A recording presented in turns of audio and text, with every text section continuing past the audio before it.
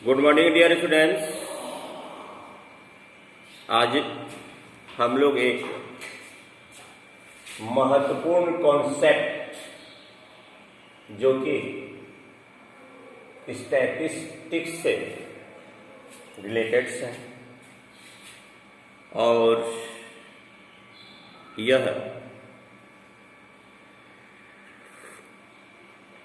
आपके विभिन्न प्रकार के एप्लीकेशंस में साथ देता रहेगा। डियर स्टूडेंट्स, आप लोग प्राइमरी क्लासेस यानी लोअर क्लासेस से पढ़ते आ रहे हैं मीन, माध्य, पैरेलल मीन, समांतर माध्य, अर्थमेटिक मीन। तो अर्थमेटिक जो मीन है उसमें हम लोग क्या करते हैं, sum of the variables, sum of the total जो डाटा दिया हुआ है उसमें are divided by number of given data. जितनी संख्याएं दी गई है उसके सम में अंकों की संख्या से अगर भाग दे देते हैं, जितनी अंक हमारा दिया गया है डाटा, राव डाटा, जितना भी राव डाटा दिया हुआ है, एक होता है संसाधित आंकड़ा, एक होता है असंसाधित आंकड़ा। जो क्लासिफाइड में होता है उसको ग्रुप्ड डाटा कहते हैं और जो नॉन क्लासिफाइड में होता है उसको नॉन ग्रुप्ड असंसाधित। आप प्रायः ये प्रश्न कर डालते हैं कि भाई आज आपके 9th क्लास में छात्र छात्राओं की संख्या क्या थी। आपने सेंट्रल टेंडेंसी बताते हैं कि लगभग 13-14। कहने का मतलब 14 भी हो सकता है, 13 भी हो सकता है और 15 भी हो सकता है। वह वैल्यू जो पूरे आंकड़ों का अकेले प्रतिनिधित्व कर सके, पूरे आंकड़े का एक मतलब उस आंकड़े से मिलता जुलता सन्निकट एप्रोक्सली करीब करीब सारे आंकड़े जब होंगे उसको कहते हैं central tendency, measurement of central tendency, केंद्रीय प्रवृत्ति की माप। अगर एक आंकड़े के इर्द गिर्द सारे आंकड़े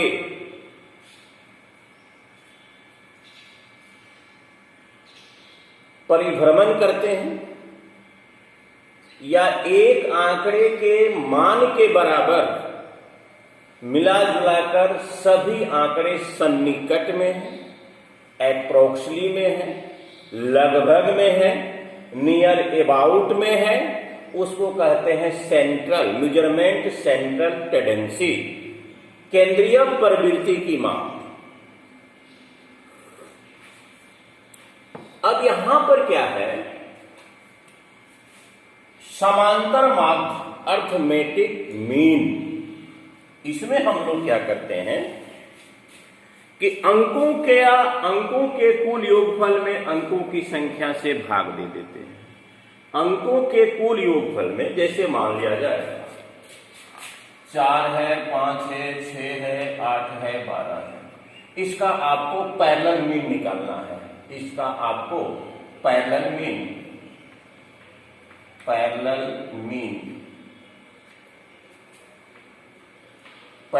मीन बराबर ये हो गया x1, x2, x3, x4, x5। x1 plus x2 plus x3 plus x4 plus x5 बटा 3। जितना अंक है उसकी संख्या से आपको भाग देना है। 4 प्लस 5 प्लस 6 प्लस 8 प्लस 12 और संख्या आपका है 1, 2, 3, 4, 5। 12, 8, 20, 6, 26, 5, 31, 4, 36, 36/5, 5 7 35, 7.2। ये आपका हुआ पैरेलल मीन, जो कि 7th क्लास में, 8th क्लास में, 9th क्लास में, 10th क्लास में, ये आपका पैरेलल मीन हुआ। तो अब देखा जाए कि पैरेलल जो मीन 7.2 है, मान लिया जाए हमने 5 विद्यार्थियों का परीक्षा लिया और आउट ऑफ 20 में 4, 5, 6, 8, 12 रेस्पेक्टिवली मार्क्स ला रहा है।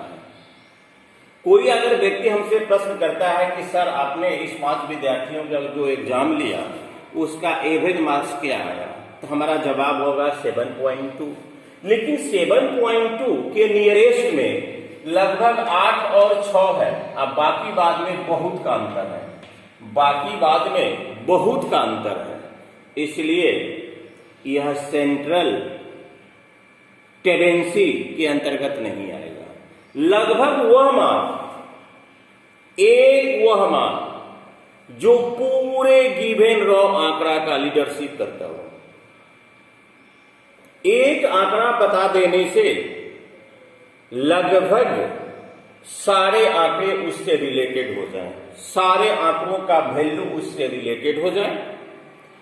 तो पैरेलल जो मीन होता है उसको हम लोग सिंबल के रूप में एक्स लिखते हैं और ऊपर में एक बार लाइन देते हैं इस प्रकार से। जहां इस प्रकार से रहे वो समझ जाइए कि पैरेलल मीन है। आपको यह समझना है कि यह पैरेलल मीन है। तो हमारा क्वेश्चन है, prove that sum of the deviations from the parallel mean is 0। कह रहा है कि प्रत्येक आंकड़े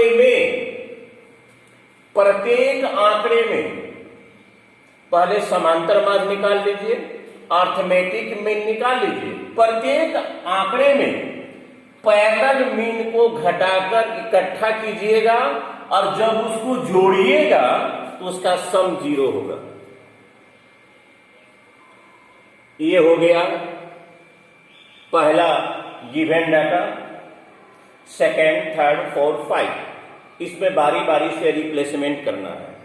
ये I1 बारी बारी स्टेप बाय स्टेप ये ग्रीक वर्ड का सिग्मा है। सिग्मा का मतलब हो गया आपका योगफल, सिग्मा का मतलब हो गया योगफल और n का मतलब हो गया number of data. Number of data, number of observations. तो अगर हम लोग अर्थमेटिक मीन निकालने के बाद उसमें बारी बारी से प्रत्येक आंकड़े को घटाते चलें स्टेप बाय स्टेप, और जितना भी हमारा रिजल्ट प्राप्त होगा उस सारे रिजल्ट को अगर ऐड कर देते हैं, अगर सारे रिजल्ट को ऐड कर देते हैं तो हमारा रिजल्टेंट वैल्यू 0 होगा। डियर स्टूडेंट्स, ये मोस्ट इंपॉर्टेंट सवाल है। अब देखिए, मान लिया जाए लेट बी गिवन डाटा आर्स, given data x1, x2, x3, x4 dot xn। इसको हमको निकालना है। नंबर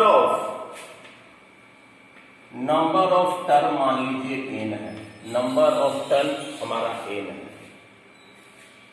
पहला डाटा हमारा x1 हुआ, दूसरा x2 हुआ, तीसरा x3 हुआ, चौथा x4 हुआ और डॉट xn, अंतिम xn हुआ।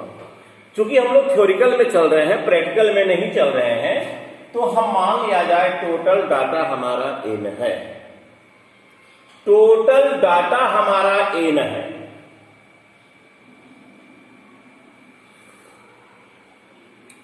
अब देखिए, पैरेलल मीन बराबर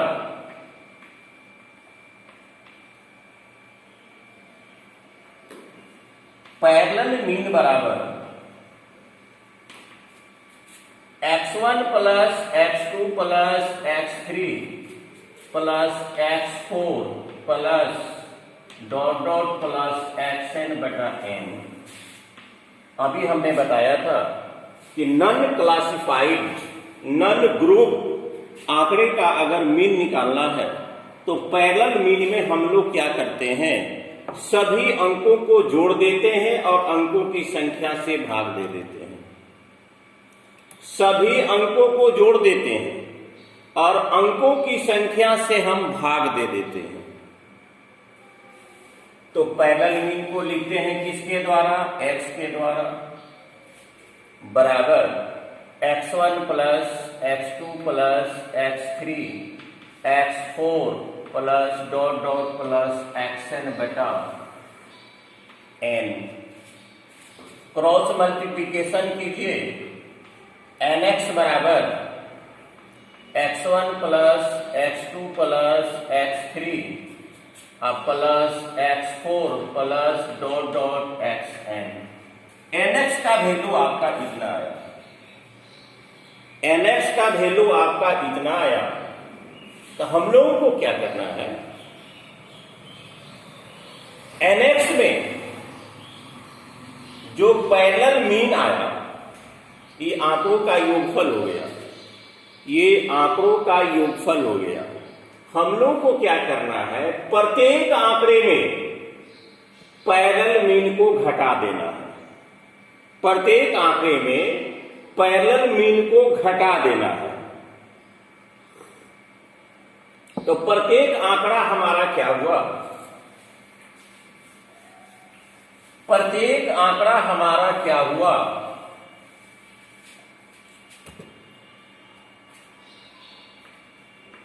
टोटल आंकड़े का योगफल, टोटल आंकड़े का योगफल मैंने अभी कितना निकाला था, nx बराबर nx बराबर x1 plus x2 plus x3 plus x4 plus dot dot xn। ये हो गया टोटल आंकड़े का योगफल, टोटल आंकड़े का योगफल। अब x1 माइनस x पर माइनस पैरेलल में, तो हम लोग क्या करें, ये हो गया। अगर बारी बारी से हम लोग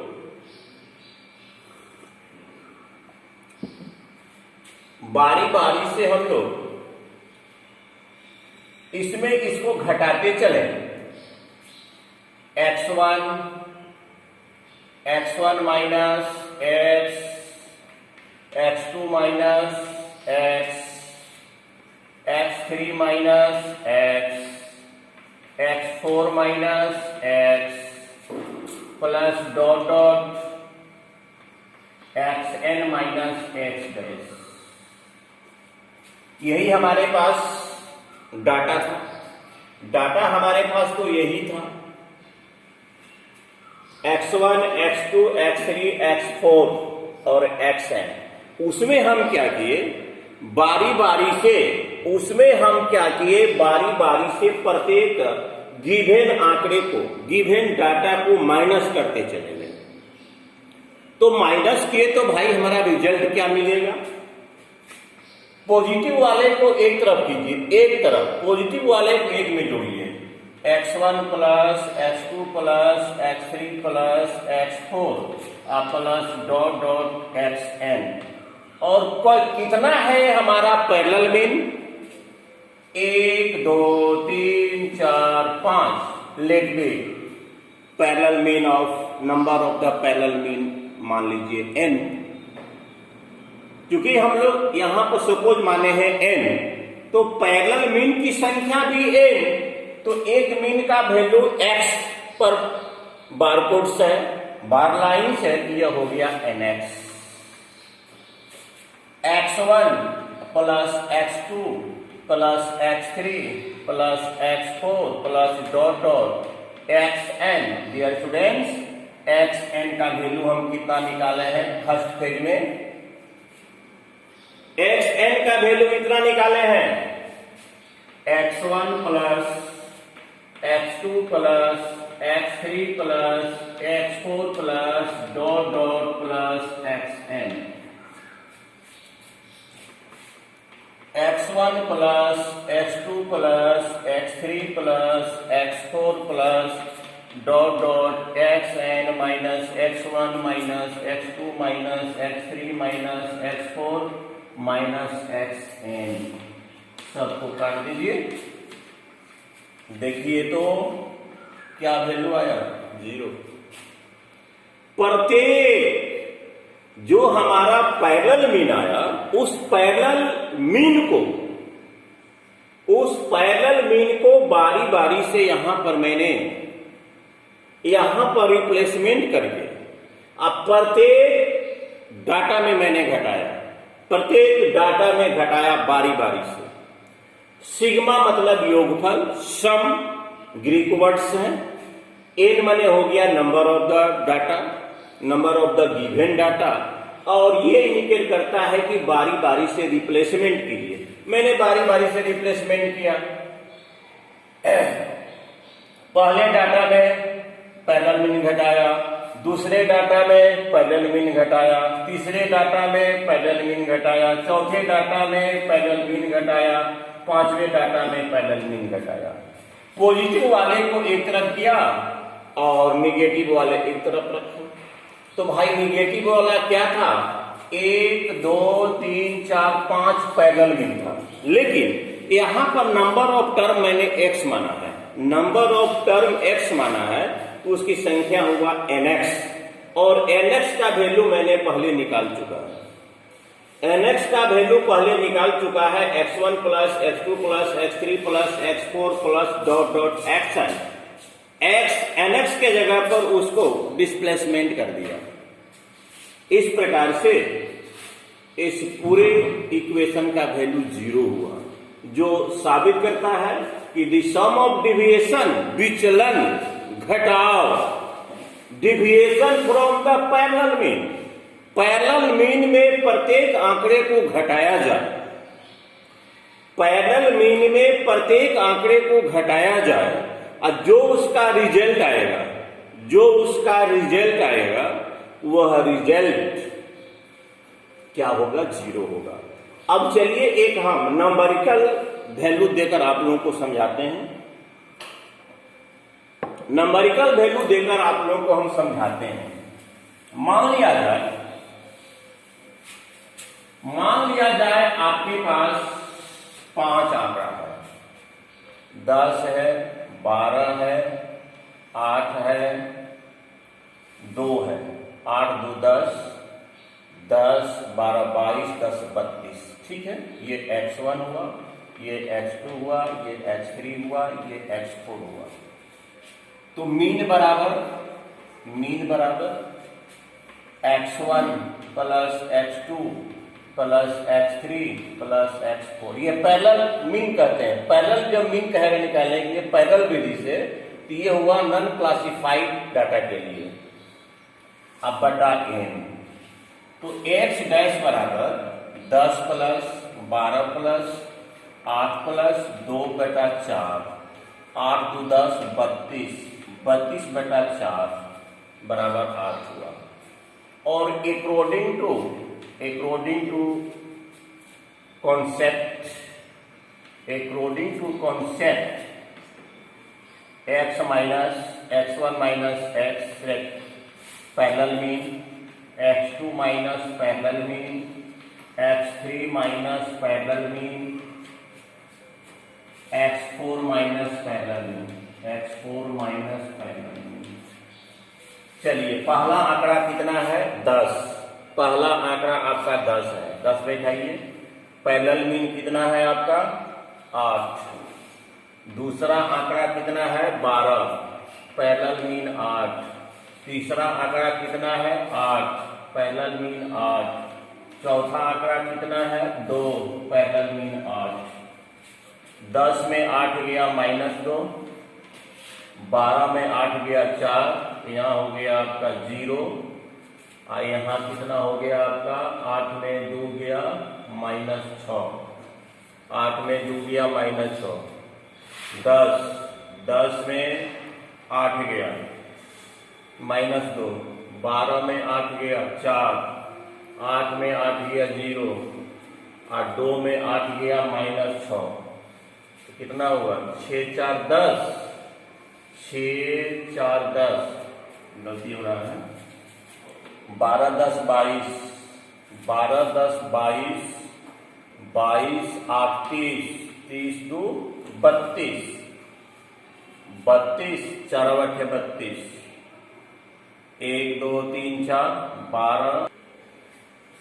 हाँ, देखा जाए यहाँ पर अकॉर्डिंग टू कॉन्सेप्ट हम लोग क्या पढ़े थे कि प्रत्येक चर में पैरेलल मीन को माइनस करना है, प्रत्येक चर में प्रत्येक आंकड़े में पैरेलल मीन को माइनस करना है। तो x1 माइनस पहला आंकड़ा, x1 minus parallel mean, x2 minus parallel mean, x3 minus parallel mean, x4 minus parallel mean, हम लोगों ने उसका मान पुट कीजिए। पहला आंकड़ा 10 घटाओ 8, दूसरा आंकड़ा 12 घटाओ 8, तीसरा आंकड़ा 8 घटाओ 8, चौथा आंकड़ा 2 घटाओ 8। यहाँ हम लोग क्या कर रहे थे, माइनस लिख दिए थे, ये माइनर मिस्टेक। 10 के जगह पर 10 में 8 गया 2 हुआ, तो यहाँ पर -2 लिखा गया था, जिसके कारण कि आपका 2 सेकेंड आपको वेट करना पड़ा। यहाँ पर 10 - 8 बराबर 2, आपका इंटेजर्स बड़ा है 10, 10 का सिंबल पॉजिटिव, इसलिए यहाँ +2 हुआ। 4 2 6, 6 में 6 गया आपका 0। देखिए तो ये आप अलजेब्रिक आप मेथड पर चल रहे हैं तो सेम आंसर आ रहा है। उसी का मैंने एक ज्वलंत उदाहरण लिया कि भाई इसको प्रूव करके आपको हम वेरीफाइड कर दें। हमने क्या किया, 4 आंकड़ा को लिया, 10 12 8 2, इसका मीन निकाला, इसका मीन पैरेलल मीन 8 हुआ। जैसा कि हमारा कॉन्सेप्ट और नियम कह रहा है, जो हमारा पोस्टुलेट्स कह रहा है कि प्रत्येक आंकड़े में पैरेलल मीन को घटाइए, प्रत्येक आंकड़े में पैरेलल मीन को घटाइए। हमने प्रत्येक आंकड़ा में पैरेलल मीन को घटाया, तो भाई घटाया तो क्या हुआ, पहला आंकड़ा में पैरेलल मीन 8 को घटाए 2 बचा, दूसरा आंकड़ा में पैरेलल मीन को घटाए 4 बचा, तीसरा आंकड़ा 8, अब पैरेलल मीन भी 8, 0 बचा, चौथा आंकड़ा 2, पैरेलल मीन हुआ -8 -6 बचा। इधर देखिए 4 भी पॉजिटिव है, 2 भी पॉजिटिव है, 6 हुआ, 6 में 6 गया 0। डियर फ्रेंड्स, आज कॉन्सेप्ट में हम लोग यहीं तक रहने थे, और ये हमें आपका ये 7th में भी है, 8 में भी है, 9th में भी है, 10th भी है। आप कितनों भी लंबी इमारत खड़ा कर दीजिए, लेकिन आपका कॉन्सेप्ट अगर नाजुक है, सॉफ्ट है, जैसे यूरेनियम 235 का नाभिक जो होता है बहुत ही नाजुक होता है, हल्का सा एक अनावेशित कण को भेज देने के बाद उसका न्यूक्लिक जो होता है वह अनबैलेंस में आ जाता है, और जिसका अंतिम परिणाम क्या होता है, नाभिकीय विस्फोट होता है। Dear students, thank you very much.